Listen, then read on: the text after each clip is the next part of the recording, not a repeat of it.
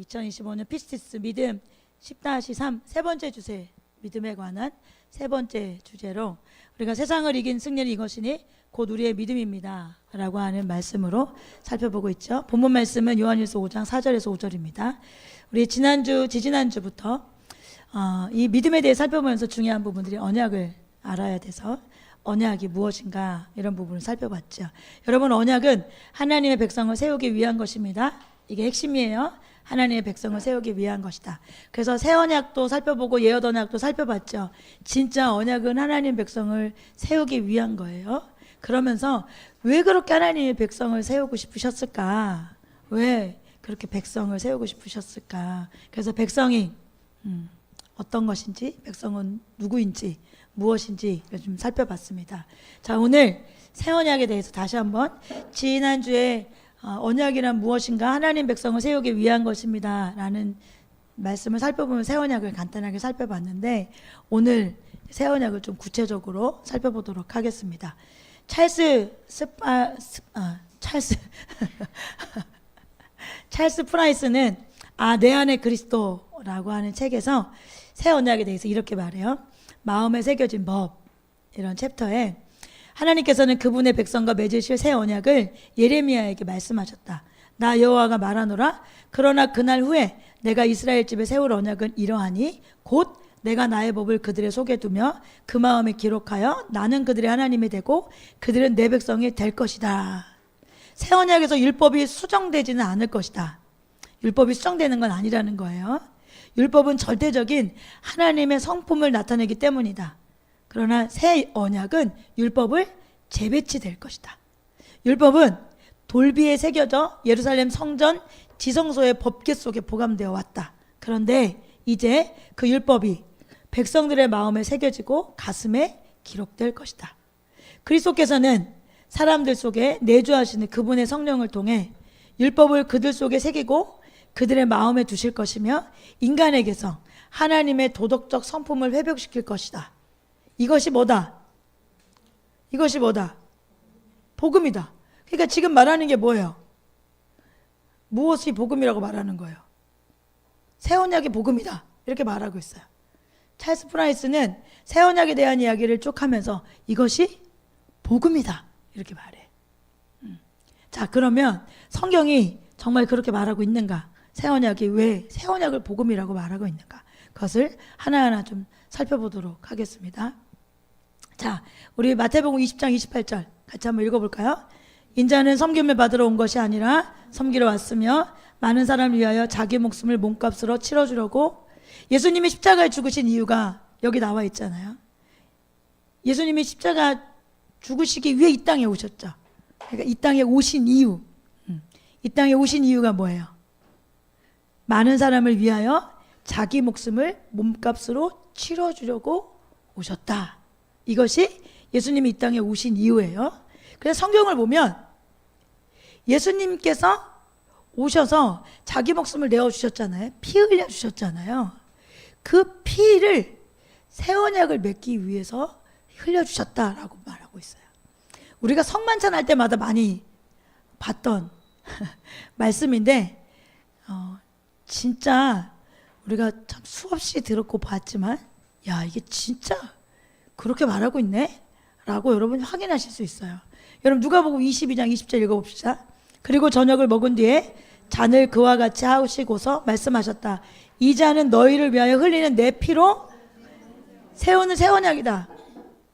지금 새 언약과 예수님의 피, 십자가를 뭐라고 얘기해요? 연관관계에 두고 있죠. 내가 이렇게 피 흘리는 건 내가 너희들과 세우는 새 언약 때문이야 이렇게 말하고 있어요. 그리고 이 피로 너희와 내가 새로운 언약을 맺는 거야 이렇게 표현하고 있어요. 고린도전서 11장 25절도 똑같이 말하고 있어요. 함께 읽어봅시다. 식후에 잔도 이와 같이 하시고서 말씀하셨습니다. 이 잔은 내 피로 세운 새 언약이다. 너희가 마실 때마다 이것을 행하여 나를 기억하여라. 여러분, 옛 언약은 누구의 피로 세워졌죠? 옛 언약은 누구의 피로? 제사 지낼 때마다 뭐 잡았어요? 어쨌든 짐승 잡았잖아요. 그러니까 옛 언약은 짐승의 피로 세워진 언약이에요. 그런데 새 언약은 누구의 피로 세워진 언약이래요? 예수님의 피로 세워졌다 이렇게 말하고 있어요. 그래서 이 예수님은 새 언약을 위해서 십자가에서 피 흘리셨다 이렇게 말하고 있단 말이죠. 그러면 왜 예수님께서 피를 흘려야만 새 언약을 맺을 수 있을까? 왜 예수님이 피를 흘리지 않으면 새 언약이 맺혀지지 않을까? 이걸 좀 살펴봐야 되잖아요. 그러면 이것을 살펴보기 위해서 우리가 중요하게 확인해야 될 것이 예수님이 십자가에 못 박히신 이유를 알아야 돼. 예수님이 십자가에 왜 못 박히셨지? 예수님이 십자가에 못 박히신 목적, 그것을 여러분 예수님 십자가 못 박혀 돌아가신 목적이 뭐예요?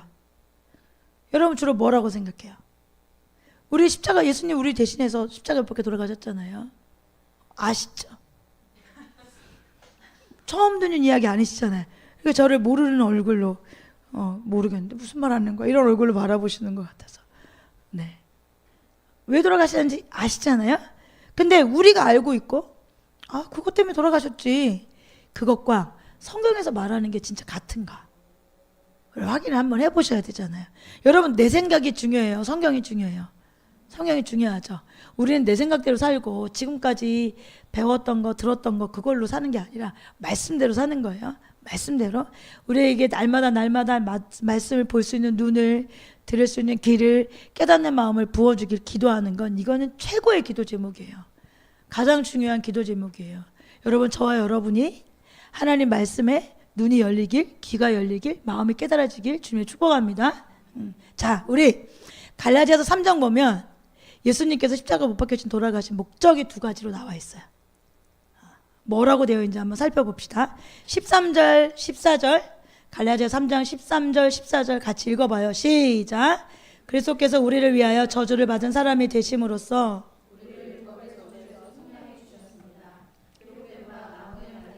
모두 저주를 받은 자이다 하였기 때문입니다.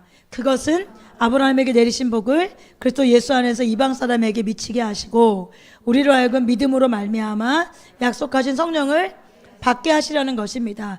여러분 14절 시작이 뭐예요? 그것은 이렇게 말하죠? 그러면 이 14절의 그것은 앞에 절의 내용을 이야기하고 있는 거잖아요. 근데 앞에 절에서 무엇을 이야기하고 있어요? 13절의 나무는 십자가를 뜻하거든요. 그리스도께서 우리 예수님께서 우리를 위하여 저주를 받은 사람이 되심으로써 우리를 율법의 저주에서 속량해 주셨습니다. 기록된 바 나무에 달린 자는 모두 저주를 받은 자이다 이렇게 말하죠. 결국 뭐예요? 십자가 얘기하는 거잖아요. 우리를 대속하신 십자가.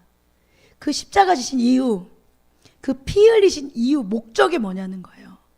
그 예수 그리스도의 피 흘리심, 그 십자가, 그것은 이 두 가지를 위해서 했다는 거예요.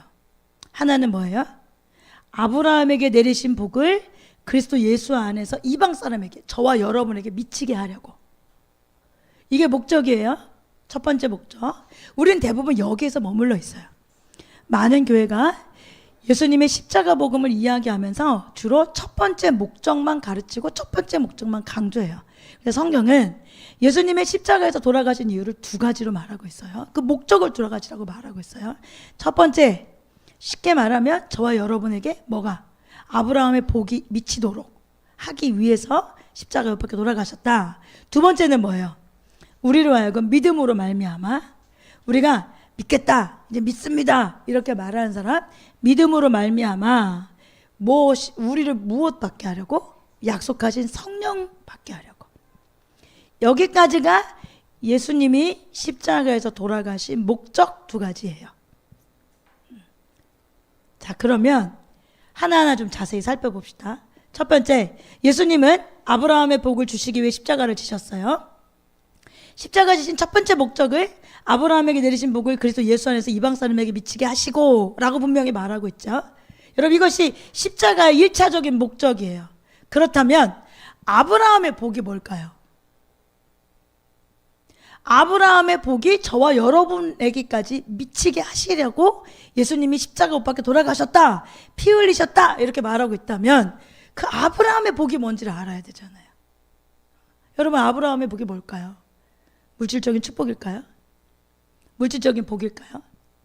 우리가 이제 성경을 잘 이해하려면 문맥상 왜 이런 말씀을 계속 해오셨는지를 보면 가장 잘 이해할 수 있죠.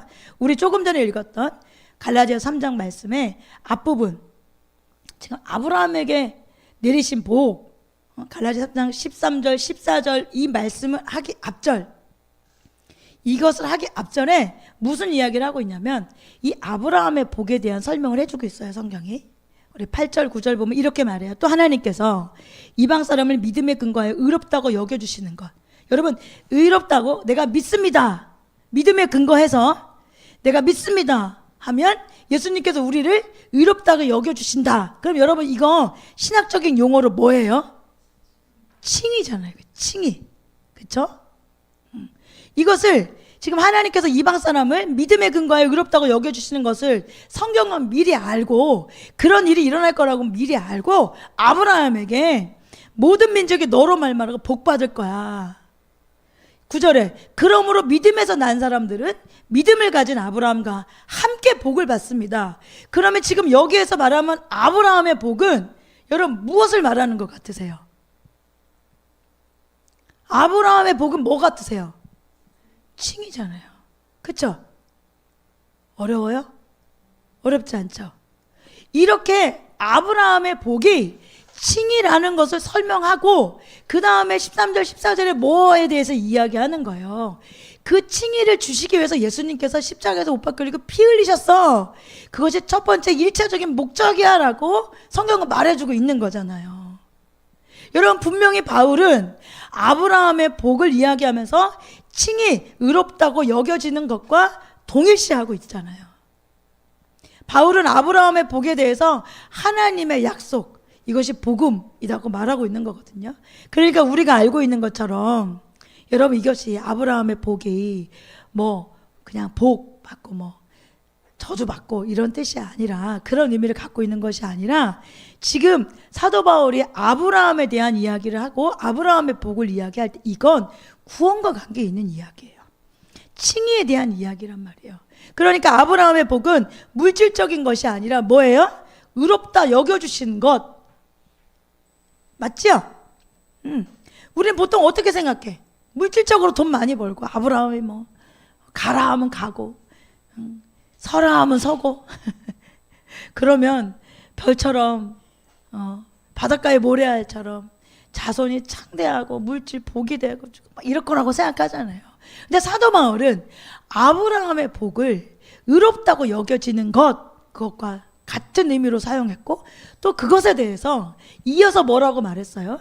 예수님께서 피 흘려 돌아가신 것, 십자가에서 두르신 이유 첫 번째 목적이 아브라함의 복을 이방인에게까지 미치게 하려고. 그러니 뭐예요? 그 칭의가 이방에게까지 미치게 하려고 예수님께서 십자가 못 박혀 돌아가셨다, 이렇게 성경은 말하고 있어요. 여러분, 맞아요? 틀려요?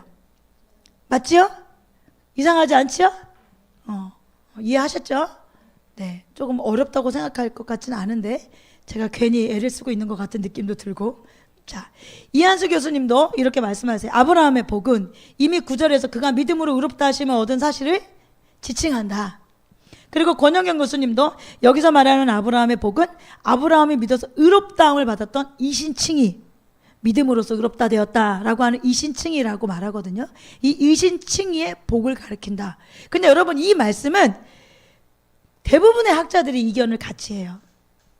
그래서 아브라함의 복은 아브라함이 얻었던 의롭다 하심이에요. 그러면 왜 예수님의 피가 필요했을까요? 왜? 새 언약을 맺는데 왜 예수님 피가 필요하고 우리가 다시 새롭게 태어나는 일에 왜 예수님 피가 필요했을까요? 여러분, 옛 언약은 짐승의 피를 삼아서 우리와 언약 맺었잖아요. 근데 옛 언약에 한계가 있어. 히브리서 10절을 보면, 10장을 보면, 우리가 지지난주에 히브리서 10장 15절부터 새 언약에 대한 말씀을 읽었잖아요. 근데 그 새 언약에 대한 이야기를 하는 앞절에 이런 말씀이 있어요. 옛 언약의 한계에 대해서 말해. 옛 언약은 이런 한계가 있어서 내가 너에게 새 언약을 준다. 그래서 새 언약은 이런 것이야 라고 말씀하시는 거거든요. 옛 언약의 한계는 뭘까요? 우리 1절부터 4절까지 읽어봅시다. 율법은 장차 올 좋은 것들의 그림자일 뿐이요 실체가 아니므로 해마다 반복해서 드리는 똑같은 희생제사로서는 하나님께로 나오는 사람들을 완전하게 할 수 없습니다. 만일 완전하게 할 수 있었더라면 제사를 드리는 사람들이 한 번 깨끗하여진 뒤에는 더 이상 죄의식을 가지지 않을 것이고 따라서 제사 드리는 일을 중단하지 않았겠습니까? 그러나 제사에는 해마다 죄를 회상시키는 효력은 있습니다. 황소와 염소의 피가 죄를 없애줄 수는 없습니다. 해마다 제사를 드릴 수밖에 없는 옛 언약의 한계에 대해서 말하고 있어요. 그 만약에 해마다 반복해 드리는 똑같은 희생제사가 완전한 것이라면 한 번 드리고 2절에 완전하게 할 수 있다면 한 번으로 깨끗하여져서 더 이상 죄의식, 죄책감도 없을 텐데 이 옛 언약의 제사는 그렇게 되지 않는다는 거예요. 옛 언약은 뭐예요? 해마다 죄를 회상시키는 효력이 있을 뿐이지 죄를 없애주지는 않는다. 이렇게 말하고 있어요. 여러분 왜 그럴까? 여러분 짐승의 피가 우리의 죄를 없앨 수 있어요? 우리가 잘못한 거 만약에 우리 어린 꼬마가 우리 이래가 목사님이 뭘 막 잘못했어. 그러니까 이래가 목사님 용서합니다. 목사님 용서합니다. 이거 가능하지 않은 거잖아요. 어떤 문제에 있어서. 보통 어떻게 해요? 목사님의 죄를 용서해주고 사하려면 저보다 나은 사람이어야죠. 그렇잖아요. 여러분 우리의 죄를 사해주고 그런데 짐승의 죄로 우리의 죄를 사해줄 수 없는 거죠. 우리의 죄를 사해주려면 어떤 사람이어야 돼? 우리보다 나은 사람이어야 돼. 우리보다 나은 사람이어야 되는데 우리보다 나은 사람은 결국 우리는 죄 때문에 죽는데 죄가 없는 사람이어야지만 우리를 대신해서 우리의 죄를 사해줄 수 있잖아요. 그러니 사람으로서는 우리의 죄를 사해줄 수 있어요, 없어요? 없어요. 왜? 사람으로는 죄가 없는 자가 없기 때문에.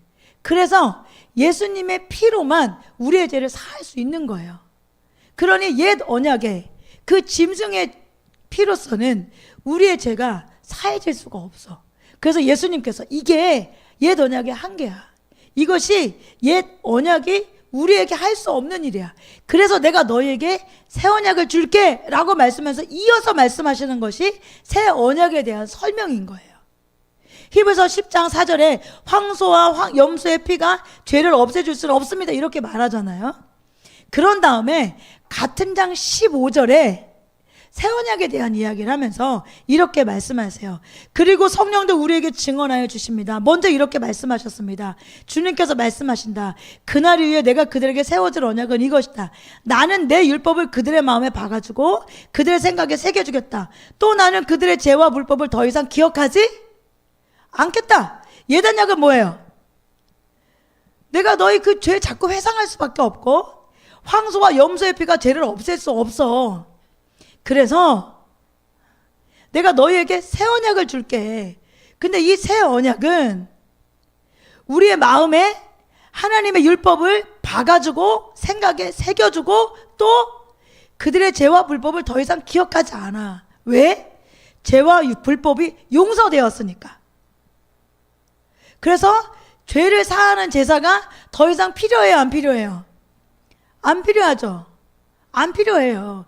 그래서 옛 언약에 드렸던 제사 여러분 지금 드려요, 안 드려요? 안 드리잖아요.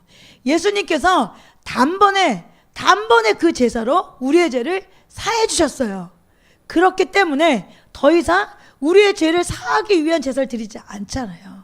그래서 여러분 예수 믿는 사람들은 하나님 앞에 자백하러 나가는 거잖아요. 우리가 예수를 믿을 때 회개했죠.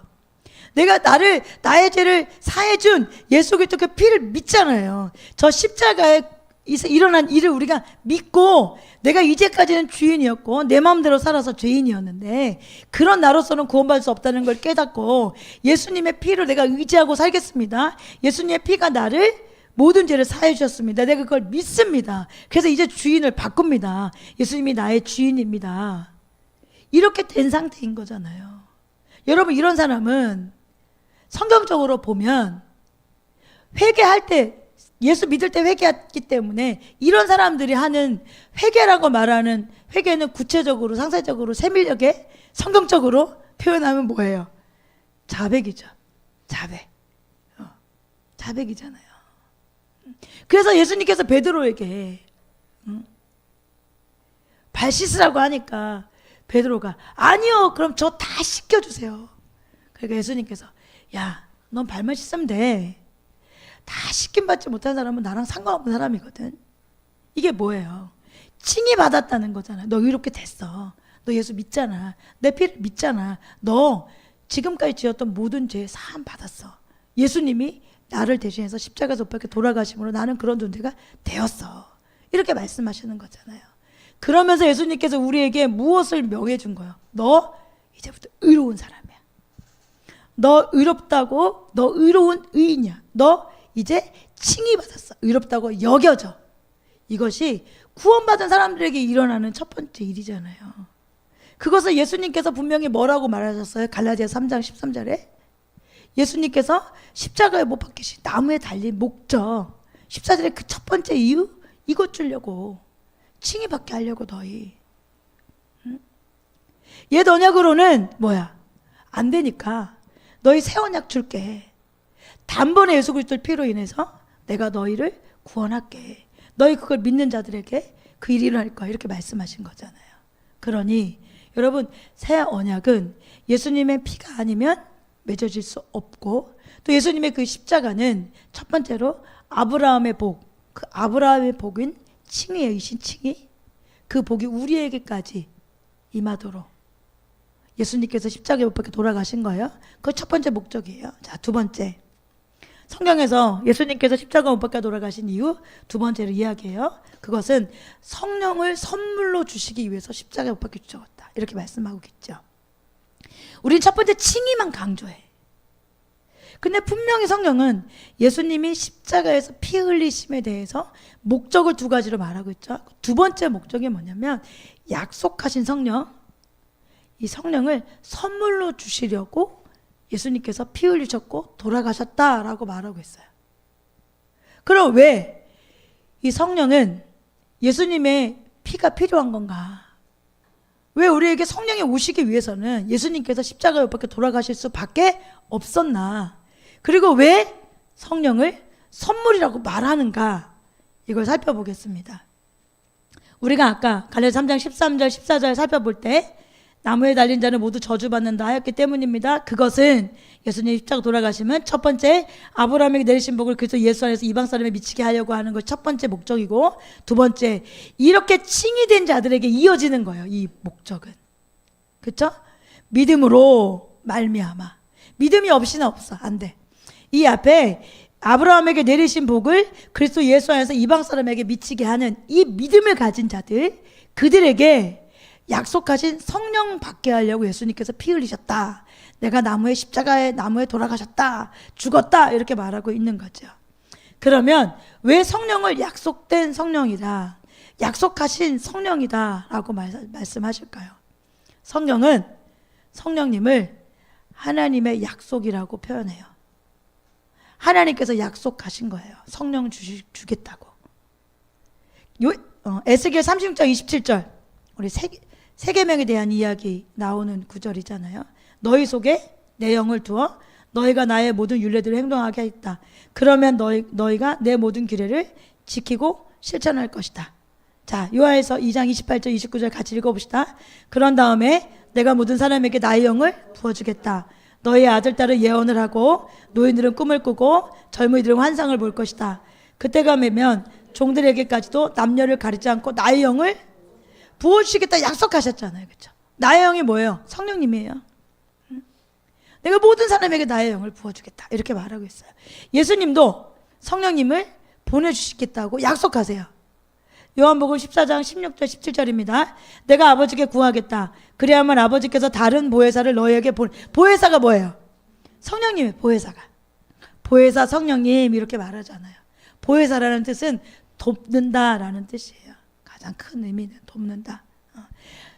그리하면 아버지께서 다른 보혜사를 너에게 성령님을 너에게 보내셔서 너희의 영원히 너희와 함께 계시게 하실 것이다. 그는 진리의 영이시다. 세상은 그를 보지도 못하고 알지도 못하므로 그를 맞아들일 수가 없다. 그러니까 세상 사람들, 예수님 믿지 않는 사람들, 저 십자가를 믿지 않는 사람들은 이 성령님을 받아들일 수 있다 없다? 없다. 그래서 칭의된 사람들, 믿음으로 말미암아 약속된 성령을 우리에게 선물로 주시겠다고 약속하신 것이 목적인 거예요. 여기 성령님이 하나님의 약속이라는 것도 나와 있어요. 성경에 보면 하나님께서 약속하신 이 성령님을 선물이라고 불러요. 선물. 사도행전 2장 38절 베드로가 대답하였다. 회개하십시오. 그리고 여러분 각 사람은 예수 그리스도의 이름으로 세례를 받고 죄 용서를 받으십시오. 그리하면 무엇을? 성령을 선물로 받을 것입니다. 자, 사도행전 8장 20절 같이 읽어볼까요? 베드로가 그에게 말하였다. 그대가 하나님의 선물을 돈으로 사려고 생각하였으니 그대는 그 돈과 함께 여기서 하나님의 선물로 성령을 말하고 있어요. 사도행전 11장 17절입니다. 그러므로 하나님께서는 우리가 주 예수 그리스도를 믿을 때에 우리에게 주신 것과 같은 선물을 그들에게 주셨는데 내가 누구의 감히 하나님을 거역할 수 있겠습니까? 성경은 성령님을 약속하셨고 보내주시겠다고 약속하셨고 또 그 성령님을 선물이라고 말하고 있어요. 그렇다면 여러분 선물은 뭐예요? 선물은 값을 누가 치르는 거예요? 받는 사람이 치르는 거예요? 주는 사람이 치르는 거예요? 주는 사람이 치르는 거죠. 그러면 성령님을 우리 가운데 올 때는 그 성령님을 우리가 받기 위해서 성령님 우리 가운데 오시기 위해서는 누군가는 대가를 치러야 된다는 거잖아요. 그냥 올 수 있는 게 아니에요. 대가를 치르고 나 대신 성령님을 받기에 대가를 치러야 되는데 그 대가를 누가 치렀냐는 거예요. 그리고 성경은 그 대가를 무엇이라고 말하고 있냐는 거죠. 여러분 요한복음에 보면 7장 39절에 이렇게 말해요. 이것은 예수를 믿은 사람이 받게 될 성령을 가리켜서 하신 말씀이다. 예수께서 아직 영광을 받지 않으셨으므로 성령이 아직 사람들에게 오시지 않았다. 성령이 사람들에게 오시려면 예수님께서 영광을 받아야 된다고 말하고 있잖아요. 그렇죠? 반대로 제가 말씀드린 거예요. 예수님께서 아직 영광을 못 받아서 성령님이 사람들에게 오시지 않았대. 오시지 못했다. 오시지 않았다 이렇게 표현하고 있어요. 그러면 우리가 성령님이 오시려면 예수님이 뭘 받으셔야 돼? 영광을 받으셔야 돼. 그러면 영광이 뭘까요? 요한복음에 이 영광이 뭘까? 여러분 요한복음에서 영광은 십자가를 말해요. 십자가. 지금 요한복음의 7장 39절 이 말씀은 결국 이런 얘기예요. 예수님께서 십자가를 지지 않아서 성령님이 제자들 가운데 거하지 않았다 이런 이야기예요.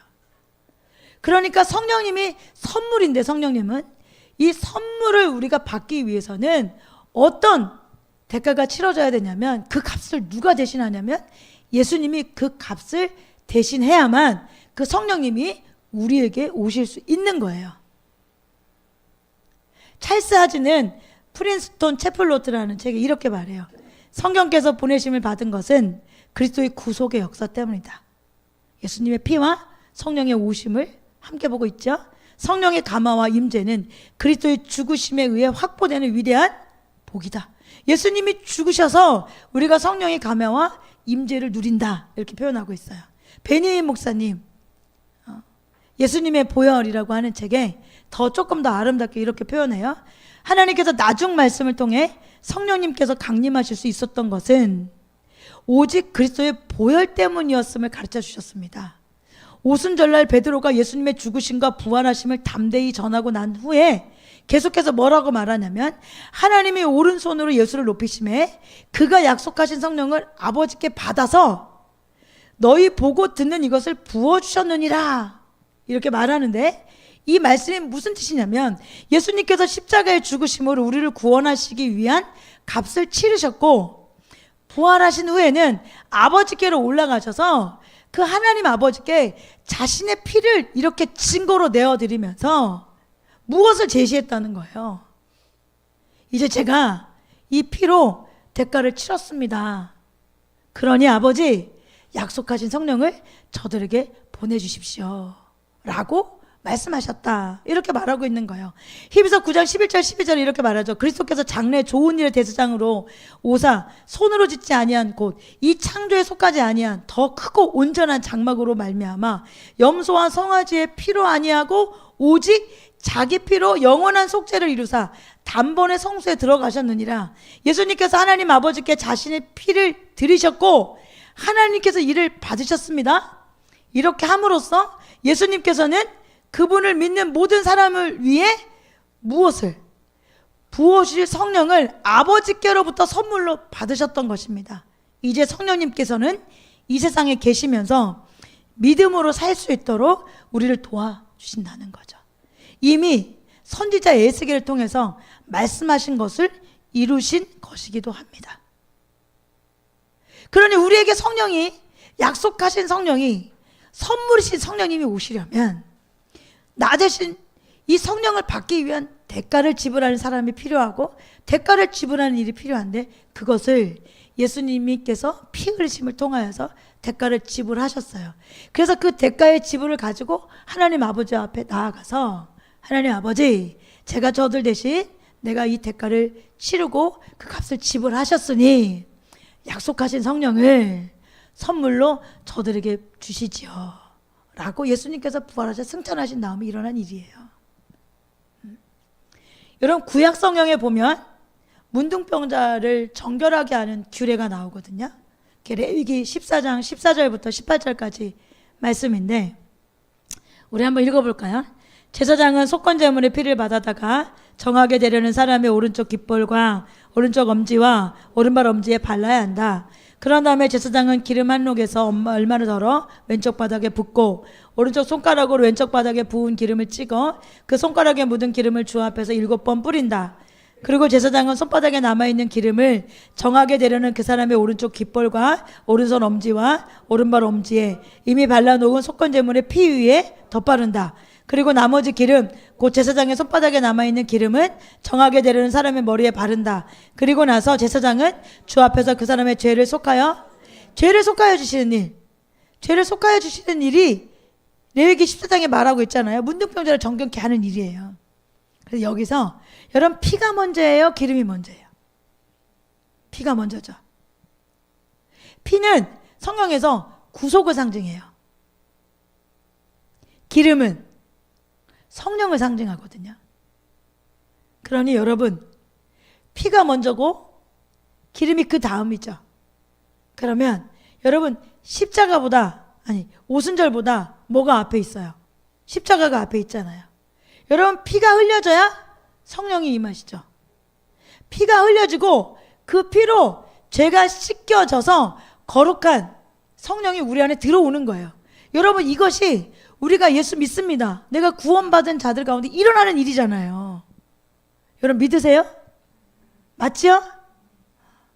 분명히 여러분 피가 먼저예요. 피, 우리의 죄사함이 먼저예요. 죄가 사하지지 않고 우리 안에 여전히 죄가 우리를 주장하고 있다면 여러분 우리에게는 이런 일이 일어나지 않아. 왜? 우리에게 성령이 오실 수가 없어.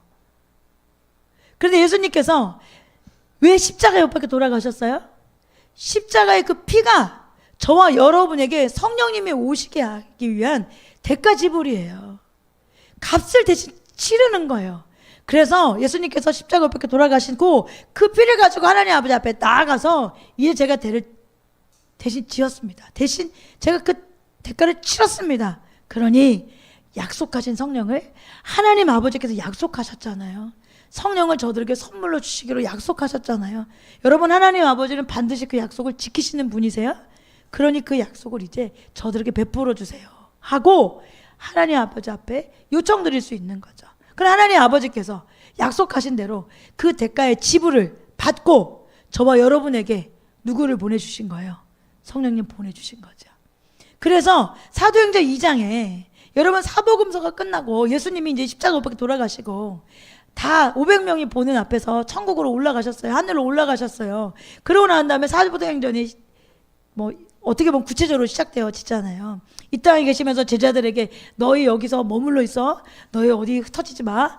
너희 하나님께서 약속하신 아버지께서 약속하신 성령을 기다려. 그것이 임할 때까지 너 어디도 가지면 안 돼. 아무 일도 하지 마. 이렇게 말씀하셨잖아요. 그리고 올라가셨죠. 그리고 그 말씀을 믿는 자들이 오순절 성령의 다락방이라고 말하는 곳에서 뭐 했어요? 그 약속하신 성령을 기다렸잖아요. 그렇죠? 그 약속하신 성령을 기다리면서 오직 기도에 힘쓰잖아요. 그때 예수님께서 성전에 올라가셔서 보좌에 올라가셔서 그 아버지께 대가를 지불하고 피를 보여드리고 약속하심을 기억하게 하셔서 아버지 약속을 지켜주세요 하고 말씀하시자 여러분 어떤 일이 일어나요? 그걸 믿는 자들, 기다리는 자들에게 성령이 임하시잖아요. 그러니 여러분 뭐가 먼저예요? 피가 먼저예요. 그런 다음에 그 피, 예수께서 그 피가 있어야 우리에게 성령님이 오실 수 있는 거예요. 그래서 사도행전 2장 38절에 베드로가 이렇게 말하잖아요. 회개하십시오. 그리고 여러분 각 사람은 예수 그리스도 이름으로 세례를 받고 제 용서를 받으십시오. 그리하면 성령을 선물로 받을 것입니다. 여러분 예수님께서 십자가 못 박혀 돌아가신 이유를 맨날 칭의 받은 거 내가 저 십자가에서 못 박혀 돌아가신 예수를 믿습니다. 입으로 고백했습니다. 그러니까 나는 어떻게 살아도 천국 갑니다 라고 말하는 게 아니잖아요. 분명히 예수님께서 십자가에 못 박혀 돌아가신 이유는 칭의와 함께 뭐예요? 칭의 받은 사람들에게 약속하신 성령이 선물로 임한다는 거예요. 그 성령이 우리 가운데 오신다는 거예요. 분명히 사도행전 2장에 베드로도 복음을 전하면서 이렇게 말하고 있잖아요. 예수 이름으로 세례받고 회개하는 거예요. 그 다음에 예수님 믿는 거예요. 그런 다음에 우리가 사해졌잖아요. 그러면 죄를 사하시잖아요. 그 예수 그리스도 피로 죄가 사해졌잖아요. 그리하면 뭐 한다? 성령을 선물로 받는다. 여러분 이게 복음이에요. 근데 우리는 자꾸 반쪽 복음만 이해하려고 해요. 베드로는 분명히 이렇게 말하고 있고 이렇게 예수님을 만나고 예수님을 믿음으로 성령 받은 사람들의 사도행전의 삶을 보세요. 여러분 사도행전에 살아온 사람들의 삶이 예수 믿는 사람들의 삶이잖아요. 여러분 예수님이 그래서 십자가에 달려서 피를 흘리신 거예요. 그러니까 예수님이 부활하시기 전에는 성령을 주실 수가 없었어요. 피의 대가를 지불하지 않고는 성령을 주실 수가 없었어요. 그래서 요한복음에 영광을 받지 않았기 때문에 성령이 오시지 않았다 말씀하시는 거예요. 그러니 이 요한복음에서 말하는 예수님의 이 영광은 뭐예요? 십자가예요. 그래서 예수님께서 이 땅에서 수많은 병자 고치고 뭐 귀신도 내쫓고 뭐 오병이어 기적도 행하시고 뭐 바다 위를 걷기도 하시고 죽은 자를 살리기도 하셨잖아요. 또 마가복음 1장 8절에 보면 나는 여러분에게 물로 세례를 주지만 그는 여러분에게 성령으로 세례 주실 겁니다 라고 말씀에도 불구하고 예수님이 이 땅에 살아가는 동안 공생애하는 3년 6개월 동안 단 한 사람에게 성령을 주셨어요? 안 주셨어요? 안 주셨어요. 왜요? 지불하지 않았으니까. 대가를 지불해야 선물로 오는 건데. 그러니까 예수님께서 영광을 받지 않아서 성령이 우리 가운데 오실 수 없다라고 하는 건 십자가가 분명하잖아요. 그리고 그 십자가 지기 전까지는 세례 요한이 나는 여러분에게 물로 세례 주지만 예수님은 여러분에게 성령으로 세례 줄 거예요 라고 말했음에도 불구하고 예수님이 십자가 지기 전까지는 아무에게도 성령을 주시지 않았어요. 주실 수가 없었죠. 십자가 지시고 부활하신 후에 비로소 새 언약이 약속한 성령을 믿는 자들에게 부어진 거잖아요. 그래서 사도행전 2장 33절에도 하나님께서 이 예수를 높이 올리셔서 자기의 오른편에 앉히셨습니다.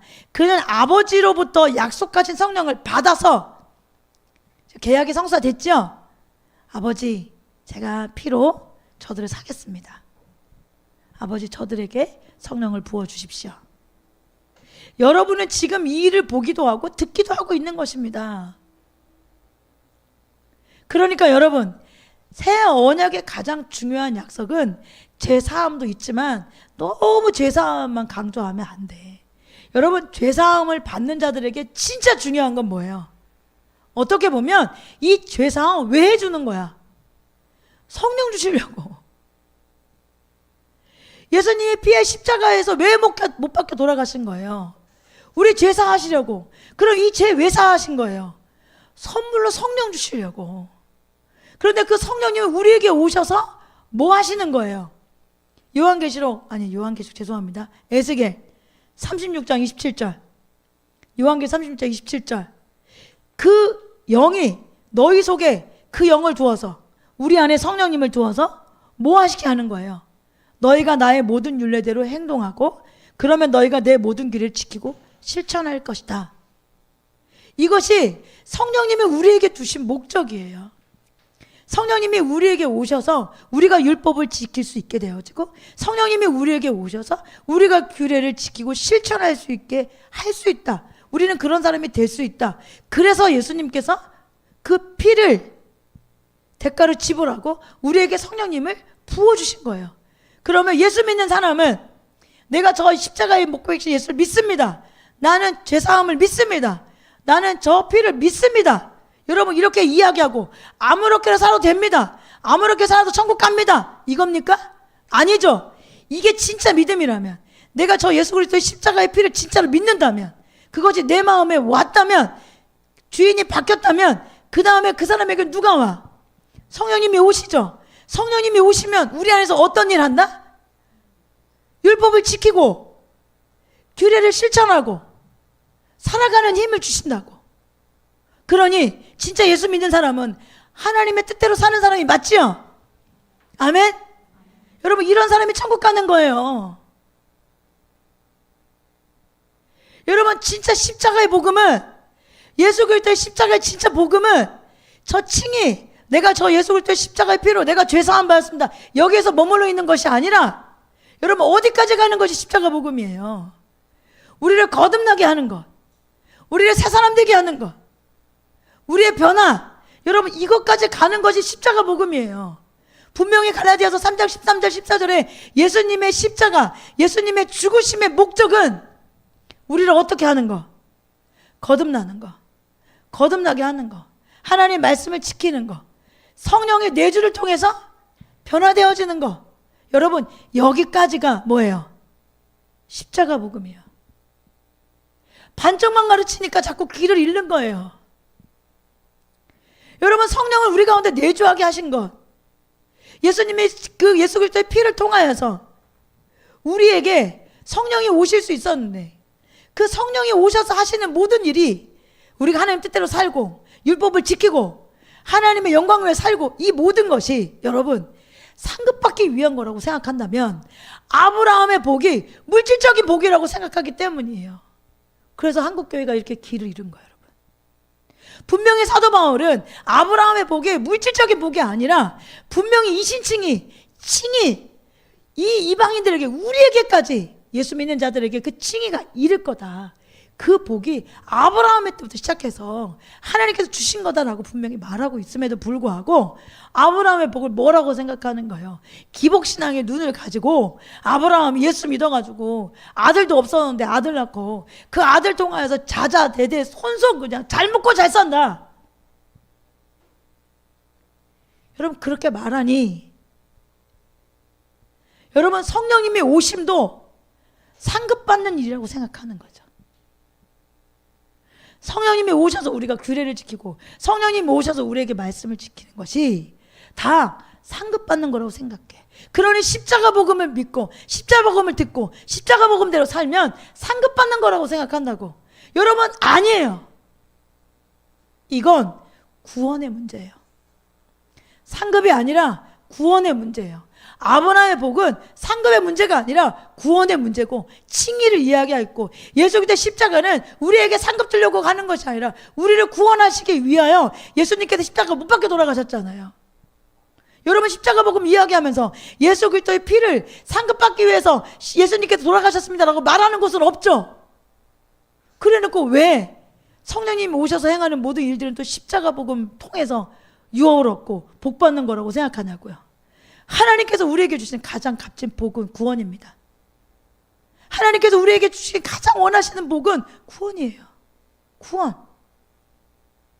그래서 예수님께서 우리에게 예수 그리스도의 십자가의 피로 인해서 우리에게 주신 복, 그 목적, 그것이 믿는 자들에게 믿었다, 거기서 끝나는 것이 아니라 믿는 자들에게 하나님 백성 되기 위해서 뭐 해야 돼? 하나님 율법을 지켜야죠. 하나님 규례 지켜야죠. 쉽게 말해서 말씀대로 여러분 살아야 되잖아요. 그런데 옛 언약을 주고 보아하니 인간이란 사람들은 하나님의 법을 하나님 뜻대로 살 수 있는 힘이 없더라. 그래서 하나님께서 새 언약 주시는 거예요. 너희 예수님의 피 대가 내가 주면 내가 너희에게 약속한 성령 줄게. 그러면 성령님이 너희 안에 가서 무슨 일 하는 거예요? 보혜사 되는 거예요. 보혜사. 도와주는 거예요. 도와주고 이끌어가고 친구 되어주고 우리와 함께 하시고 동행하시고 인도하시고 깨닫게 하시고 보게 하시고 듣게 하시고. 왜 이런 일을 하세요? 상급 받으려고? 아니요. 하나님의 뜻이 무엇인지, 하나님의 마음이 어떤지, 성경은 무엇라 말하고 있는지 알게 돼서 그 뜻대로 살라고. 이것이 하나님 백성이잖아요. 여러분, 이런 사람들이 천국 가는 거예요. 이것이 참된 믿음입니다. 그래서 복음은 예수 그리스도가 십자가 못 박혀 돌아가심을 믿는 거잖아요. 첫 번째, 칭이 되는 거죠. 여기서 멈추지 않고 두 번째까지 가는 거죠. 성령을 통하여서 하나님 뜻대로 살아가는 거. 여기까지가 복음이에요, 여러분. 복음. 우리는 예수님을 전할 때 복음을 믿으세요. 복음을 전합니다라고 하면 여러분 어디까지만 전해? 항상 첫 번째까지만 전하잖아요. 그래서 이런 문제들이 일어나고 길을 잃어버리는 거예요.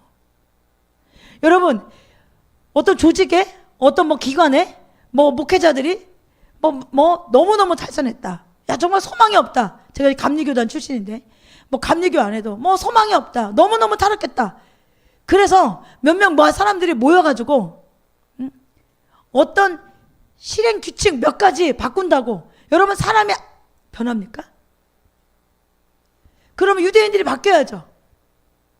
그들이 율법을 얼마나 철저하게 613가지나 정해서 그걸 지키는데 여러분 그들이 구원받습니까? 아니에요. 여러분 그렇게 구원받는 게 아니에요. 그렇게 사람이 바뀌는 게 아니야. 여러분 정확하게 복음을 알아야 사람이 바뀌죠. 그리고 성경에 말하는 복음이 철저하게 무엇인지를 깨서 그 복음을 전해야 여러분 올바른 믿음이 생기는 거 아니에요. 첫 번째만 칭이 된 복음만 정해서 이것이 십자가 복음이라고 전하고 나머지 두 번째 성령님과 함께하는 이것은 상급받는 거라고 전하니 상급까지는 필요 없어. 난 부끄러운 구원이라도 받을 거야 라고 하는 말도 안 되는 소리를 하고 있는 거잖아요. 부끄러운 거는 없습니다. 여러분 다 아시겠지만 이제 여러분 성경에서 말하는 복음은 성령님이 우리 가운데 오셔서 성령님과 동행해서 하나님 뜻대로 살아가는 것, 그렇게까지 하는 것이 복음이에요. 이것을 믿는 자들, 이런 사람들이 천국 백성입니다. 그래서 동행하는 교회가 동행하는 교회인 거예요. 무슨 말인지 아시나? 그래서 우리 교회가 동행하는 교회인 거예요. 여러분 새 언약은 선지자들의 예언으로 세워질 수 없어요. 새 언약은 예수님의 죽음으로만 세워질 수 있어요. 왜냐하면 예수님의 피만이 새 언약이 약속하고 있는 제사함과 의롭다함을 줄 수 있고 또 이 새 언약이 약속하고 있는 성령을 선물로 주어 사람을 거듭나게 할 수 있기 때문이에요. 그렇기 때문에 여러분 이 새 언약이 복음이라고 하는 거예요. 복음. 새 언약은 예수 그리스도의 십자가의 죽음을 통해서 이루신 바로 그 일, 즉 의롭다 하심, 그것과 함께 성령의 내주를 통해서 거듭남, 그것을 예언적으로 약속하신 것이 새 언약이잖아요. 그러니까 이 새 언약은 복음이에요. 복음 자체예요. 근데 참 신기하게 예수님이 십자가 지신 이유가 아브라함의 복, 의롭다함과 약속된 성령, 즉 거듭나게 하는 성령 우리에게 주시기 위해서잖아요. 그런데 이것이 예레미야서와 에스겔에서 새 언약에 대해서 말씀하시는 것과 똑같아요. 여러분 새 언약도 두 가지를 강조하죠. 내가 너희에게 새 영을 주어서 말씀을 생각에, 마음에 새겨줄게. 그리고 새 언약을 성령을 두어서 너희가 지킬 수 있도록 도와줄게. 이렇게 말하죠. 그리고 또 하나 뭐죠? 너희 죄를 용서해주고 잊을게. 죄사함에 대한 이야기를 새 언약에서 두 가지 다 강조해요. 똑같이 복음에서 말하는 것과 예수님 십자가 복음 거기서 말하는 것과 새 언약에서 말하는 것이 동일해요. 예레미야 31장 31절부터 31절 그리고 34절 이렇게 한번 읽어보겠습니다.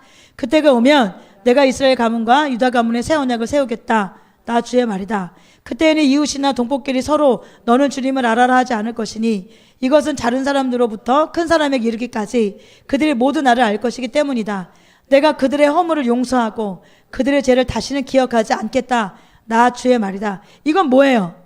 지금 새 언약에 대한 이야기를 하고 있는 거예요. 그렇죠?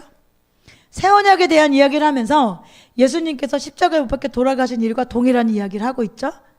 내가 그들의 허물을 용서하고 그들의 죄를 다시는 기억하지 않을게. 이게 새 언약이에요. 그러니 예수님께서 십자가에 돌아가신 목적 첫 번째가 새 언약 안에 포함되어 있어요, 없어요? 있죠? 자, 두 번째는 약속하신 성령을 너에게 보내주시겠다. 약속하셨잖아요. 그러면 에스겔, 예레미야 말씀의 새 언약을 더 구체적으로 잘 설명해 주고 있는 것이 에스겔서 36장에 나오거든요. 지금 36장 27절은 새 언약에 대한 이야기에 나온 내용이에요. 그 중에 한 절만 여러분에게 이미 많이 살펴봤기 때문에 한 절만 보겠습니다. 27절에 뭐라고 말해요? 너희 속에 내용을 두어. 분명히 말하죠. 성령님이 우리 가운데 약속하신 성령을 너희에게 두어. 죄사함 받은 너희에게 약속하신 성령을 선물로 너에게 둔다. 이렇게 말하고 있잖아요. 그분이 와서 뭐 한대요? 나의 모든 율례를 행동하게 하겠다. 그러면 너희가 내 모든 규례를 지키고 실천할 것이다. 누가? 성령님 내 안에 오시면. 그러니 여러분, 사는 데까지 가는 게 복음입니까? 입술로만 내가 주님 믿습니다. 내가 십자가 복음 저 피를 믿습니다. 여기까지 가는 것이 복음입니까? 여러분, 전자가 복음이죠. 죄사함을 받았습니다. 모든 자를 사하셨습니다. 예수 그리스도 피가 단 한 번의 피로, 우리의 단 한 번의 제사로 우리의 모든 죄는 사해졌습니다. 그것을 믿는 자들입니다. 이것이 진짜 믿는 거예요. 칭이에요. 이 신칭이에요. 이런 사람들에게는 반드시 누가 우리와 함께 하신다. 성령님이 우리와 함께 하신다. 그 성령이 우리와 내주하시는 거예요. 내주, 내 안에 계시는 거예요. 내 안에 계시면 성령님이 내 안에 계신 사람들은 어떤 일이 일어난다? 하나님 말씀대로 산다. 하나님 뜻대로 산다. 그러니 습관적인 죄를 짓는 사람은 여러분 구원받은 사람이겠어요? 아니겠어요?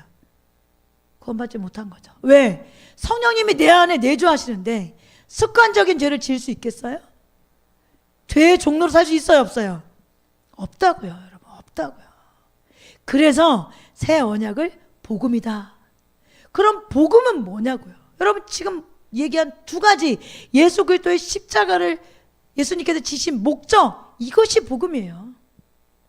앞에 한 가지만 목적이 아니라 두 가지까지 포함되어진 것, 이것이 예수님께서 십자가에 못 박혀 돌아가신 목적이기 때문에 여기까지가 복음이에요. 그러니 예수님께서 십자가를 지신 것은 새 언약을 세우시기 위한 거죠. 그래서 참 복음은 단지 예수님의 피공로로 말미암아 죄사함과 의롭다함만을 주는 것이 아니에요. 여러분, 참 복음은 성령을 통해서 사람을 거듭나게 하고 순종하게 만드는 것이 참된 복음이에요. 그런데 여러분 한번 생각해 보세요. 오늘날 전해지고 있는 많은 복음이 대개 어디에 머물러요? 죄사함, 법정적인 의롭다함, 꽝꽝꽝, 이게 전부잖아요. 성령에 의한 거듭남, 복종의 필요성, 여러분 이거 강조 안 하잖아요. 설사 거듭남에 대해서 말한다 할지라도 분명한 삶의 변화를 동반하지 않고 수반되지 않은 추상적인 변화, 모호한 거듭남, 이렇게 말하고 있기 때문에 길을 잃어버린다고요. 여러분, 이것이 진짜 영혼들에게 심각하고 위험한 가르침이에요. 성경이 분명히 이렇게 말하고 있음에도 불구하고 회개도 강조하지 않아. 성령님이 우리 가운데 오셔서 동행함으로 인하여서 하나님 뜻대로 하나님 말씀대로 살아가는 것도 강조하지 않아. 하나님 백성을 삼기 원하시는데 하나님 백성은 하나님 앞에 복종하고 순종하는 자들임에도 불구하고 그것도 강조하지 않아. 그러니 예수 그리스도 십자가에서 피의 공로로 우리가 죄사함 받았어. 여기에서 멈춰지니 여러분, 성령님을 무시하고 성령님을 마음 아파하고 성령님을 괴롭게 하면 이런 사람이 여러분 구원받은 사람이겠어요? 그러니 성경에서는 성령님을 뭐 하지 말아라. 근심시키지 마라. 그리고 또 성령님을 뭐 하지 마라. 소멸하지 마라. 왜? 여러분, 우리 안에 성령님이 안 계시다면 구원받은 사람이 아니에요. 우리 안에 성령님이 계시다면 성령의 말씀에 따라 살겠어요, 안 살겠어요? 살겠죠. 성령님은 하나님의 뜻이 무엇인지, 하나님 마음은 무엇인지, 성경에서 우리에게 어떻게 살려고 하시는지 가르쳐 주시는 분이거든요. 깨닫게 해주시는 분이에요. 보게 하시는 분이에요. 듣게 하시는 분이에요. 그러니 우리 안에 성령님, 예수 믿은 사람, 구원받은 사람, 거듭난 사람은 성령님을 따라 사는 건데, 여러분, 이런 사람은 삶의 변화가 있겠어요, 없겠어요? 당연히 있죠. 과거에 성령님 없을 때랑 똑같이 살아요? 아니잖아요. 그래서 예수 믿는 사람은, 거듭난 사람은 반드시 세상을 이긴다 하는 거예요. 나로서 세상을 이길 수 없어. 내가 그 전에 세상을 못 이겼잖아요, 예수님 없을 때. 내가 예수 믿지 않고 내 안에 성령님을 모시지 않을 때. 여러분, 교회 다닐 때, 여러분 솔직한 얘기로 교회만 다녔지 막 세상 죄 짓고 이럴 때 세상 이겨요, 못 이겨요?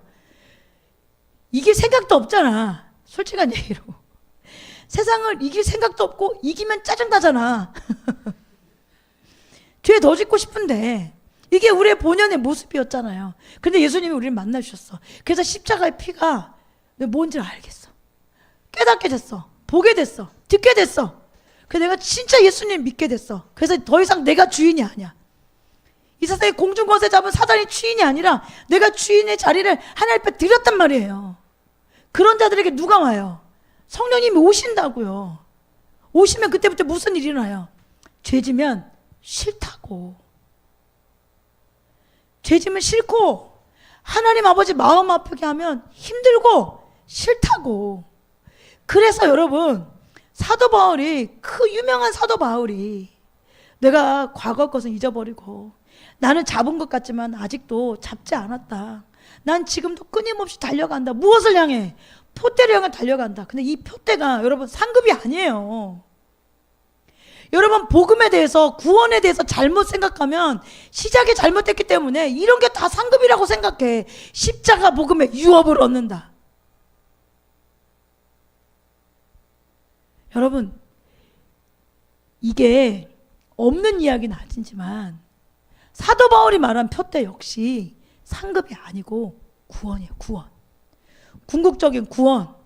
그래서 사도 바울이 뭐라고 말해요? 내가 날마다 두렵고 떨리는 마음으로 상급을 잃어버릴까봐, 내가 놓칠까봐 이렇게 말해요? 아니잖아요. 내가 날마다 두렵고 떨리는 마음으로 구원을 이루어간다라고 말하잖아요.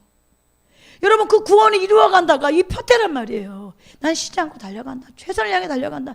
나는 경기장에서 지금 뛰고 있다. 경기장에서 뛰는 사람은 딴 일 안 하지 않냐? 전념을 다해서 그 경기에 임하지 않냐? 여러분, 이게 이스라엘 백성들의 광야 가운데 삶이에요, 여러분.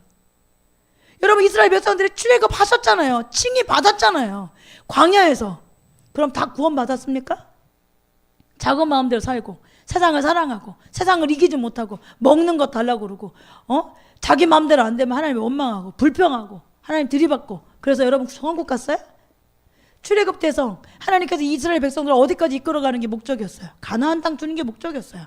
가나안 땅 주려고 데리고 나온 거예요. 그런데 어디에서? 광야에서 살아야 돼요, 여러분. 광야에서 사는 동안 진짜가 나타나는 거예요. 광야에서 살 때 내가 주인이 누군지, 광야에서 살 때 나는 무엇을 따라 사는지, 이것이 나타나는 거예요. 우린 지금 광야 가운데 살고 있어요. 그런데 여러분, 우리는 경기장에서 지금 뛰고 있어요, 선수로. 우리는 여러분, 이 땅에 출장 나온 사람들이에요. 우리는 그냥 나그네예요. 그럼 무엇을 향해 달려가야 돼요? 천국을 향해 달려가야 되잖아요. 궁극적인 구원을 향해 달려가야 되잖아요. 여러분, 이런 사람들이 천국 백성이에요. 그러니까 팔복의 사람들이 천국 백성일 수밖에 없는 거죠. 그런데 우리는 무엇을 향해 달려가고 있냐고요? 이렇게 예수 믿는 사람, 이 말하는 복음에 대해서 이렇게 복음을 믿는 사람, 이 믿음이 세상을 이긴다라고 요한일서 5장에 말하고 있는 거예요. 우리가 알고 있는 복음, 내가 예수 믿었으니까, 칭의받았으니까 끝. 나는 천국 간다. 아무렇게 산다. 내 마음대로 살고, 내가 원하는 대로 살고, 뭐 돈 없으면 와가지고 질질 짜면 하나님 왜 안 줘요? 줘요 말고, 뭐 직장에 문제 생기면 와가지고 뭐 줘요 말고, 뭐 사업자 어쩌고, 이런 문제 받을 때 와가지고 하나님 앞에 돈 주세요 마세요 이렇게 얘기하면서 가나안 땅에서 광야 가운데 살았던 이스라엘 백성 산다면, 여러분 마음의 주인이 바뀌지 않은 거죠. 성령님이 내 안에 오셔서 어떻게 우리를 이끌어가야 돼. 성령님은 반드시 하나님 뜻대로 이끌어가세요.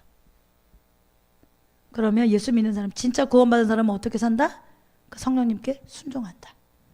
그 성령님을 따른다. 그리고 나를 의지한다? 돈을 의지한다? 세상을 의지한다? 박수, 인기 이런 거 의지한다? 아니다. 무엇을 의지한다? 성령님을 의지한다. 그래서 거듭난 사람들이 성령을 의지하는 거예요. 성령을 의지하는 사람이 그래서 거듭난 자들이에요. 그래서 성령을 의지해서 거듭난 자들이 성령을 의지하고 성령을 의지한 자들이 거듭난 자들인데, 이 성령을 의지하는 자들이 결국 무엇을 이긴다? 세상을 이긴다. 그러니 하나님께서 난 사람들, 거듭난 사람은 세상을 이긴다. 세상을 이기는 믿음은 무엇이다? 하나님의 아들 예수 그리스도, 그분이 하나님의 아들이라는 걸 믿는 거, 예수님이 하나님의 아들이라는 걸 믿는 거, 이것이 세상을 이기는 믿음이다 라고 말하고 있는 거죠. 여러분, 이게 복음이에요. 그래서 예수 믿는 사람들이 아무렇게나 살고, 내 뜻대로 살고, 내 마음대로 살고, 돈 벌면 그만, 직장생활 아무 일 없으면 그만, 내 가정에 아무 일 없으면 그만, 내 자식 잘 먹고 잘 쓰면 그만. 여러분, 이렇다고 교회 와가지고 그거 해주니까 일주일에 한 번 나와가지고 뭐 말씀 듣는 척하고 헌금 조금 하고 그러는 걸 여러분 구원을 따놓은 당상이라고 생각하는 건 착각입니다. 착각입니다. 거듭남은 근본적인 변화가 일어납니다. 주인이 바뀌었기 때문에. 근본적인 변화가 일어나지 않는다, 주인이 바뀌지 않는다, 백날 첫날 교회 다녀도 예수 믿는 사람도 아니고 구원받은 사람도 아닙니다. 여러분, 복음이 뭔지 아시겠죠? 그래서 새 언약을 복음이다 라고 말하는 거예요. 어디까지? 하나님 뜻대로 사는 것까지가 복음이에요. 어느 날까지? 죽는 날까지 이렇게 사는 게 예수 믿는 사람들이에요. 이런 사람들이 어디 가요? 천국 가는 거예요. 여러분, 이렇게 사는 사람들이 천국 가야 하나님 말씀에 복종하고 순종할 거 아니에요. 그리고 거기가 또 천국일 거 아니에요. 하나님 말씀 듣기도 싫어하고 하나님 뜻대로 살기도 싫어하고 내 멋대로 살기 좋아하는 사람이 천국 가면, 전에 말씀드렸죠? 여러분, 이런 사람은 천국을 줘도 싫어해. 그렇잖아요, 여러분. 이런 사람은 천국을 줘도 싫다니까? 여러분, 죄 짓고 싶은 사람은 죄 안 짓는 삶이 좋지 않아. 죄 짓는 삶이 좋지. 성령님이 우리 안에 오면 죄 짓는 사람이 싫잖아요, 여러분. 근데 성령님이 우리 안에 안 계시면 죄 짓는 게 좋잖아요. 한 번도 안 그런 것처럼 저를 바라보고 계신데 다 해보셨잖아요. 죄 짓는 게 더 좋잖아요. 죄 짓는 게 더 좋은 사람에게 천국이 좋겠어요? 안 좋아요. 보내준다고 해도 싫다고 할걸요. 죄 짓는 게 더 좋으니까, 게으르게 사는 게 더 좋으니까, 적당히 살다 죽으면 좋으니까. 이런 사람하고 천국 가서 여러분 24시간 365일 영원토록 경배와 찬양을 해야 돼. 지치지 않아 벌써 여러분? 예배 드리기 싫은데? 경배와 찬양하기 싫은데? 전심으로 주님을 높이는 거 싫은데? 그러니 여러분, 착각 속에 살지 말고 하나님 말씀 앞에 진지하게 대면해서, 하나님 말씀이 그러하면 제가 주님을 따르겠습니다, 하나님 말씀이 그러하다면 저희가 그 길을 걸어가겠습니다, 이렇게 선택하고 주님을 믿는 저와 여러분 되어지길 주님을 축복합니다. 우리 이 시간에 하나님 앞에 감사했으면 좋겠어요. 나를 대신해서 십자가를 붙게 돌아가신 것도 감사한데, 우리에게 천국 백성 되게 하시려고 성령을 보내주시는 그 약속을 이루신 하나님, 그 대가를 치르신 예수님, 너무너무 감사하고, 성령님이 내 안에 오셔서 나같이 말도 안 듣고 진짜 뿔난 사람들처럼 질기고 질기게 말 안 듣는 우리를 매일 선택하시고 매일 설득하시고 이해시키시고 사랑하시고 오래 기다리시고 친구 되어주시고 손잡아주시고 위로하시고 힘이 되어주시는 성령님, 얼마나 감사해요. 우리 성령님을 소멸하지 않고 또 멸시하지 않고 성령님 동행해 주세요. 성령님, 제가 성령에 의지합니다. 함께 해주세요. 이렇게 더 사모하는 마음으로, 오늘 시간이 오늘 좀 많지 않아서 기도를 길게 하기는 어려울 것 같고, 우리 잠시라도 하나님 앞에 적극적으로 은혜에 감사하며 또 성령님께 내가 성령님을 적극적으로 성령님만 의지하며 살기 원하는 마음으로 기도하면 좋겠습니다. 음악 틀어주시면 음악에 맞춰서 우리 함께 하나님 앞에 기도로 나아가시겠습니다.